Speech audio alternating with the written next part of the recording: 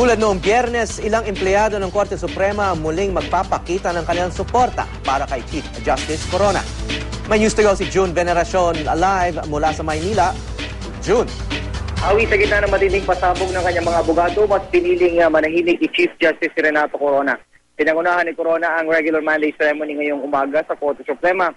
Hindi na nagkaroon ng flag raising dahil maulan, pero kinanta pa rin ang lupang hinirang at official hymn ng Korte. Bukod kay Corona, dumalo rin ang iba pang Supreme Court Justices na sina Jose Perez, Martin Villarama Jr., Teresita de Castro at Roberto Abad. Marami pa rin ang nakasuot ng pula, simbolo ng protesta sa panggigipit umano sa Judikatura. Pag-iisang buwan ang sumasailalim sa impeachment trial si Corona. Hindi nagsalita si Corona sa harap ng mga taga-suporta, hindi rin ito nagpa-interview sa media. Ito ay sa gitna ng malaking revelasyon ng kanyang mga abogado na meron silang impormasyon na ginagapang daw ng Executive Secretary Paquito Ochoa ang mga senator judge para suwayin ang temporary restraining order ng Korte Suprema laban sa pagbusisi sa umano'y dollar account ni Corona. Ang paratang ng mga abogado ni Corona, maring itinanggi ng Malacanang. At yan ang latest mula rito sa Maynila, June Veneracion, GMA News.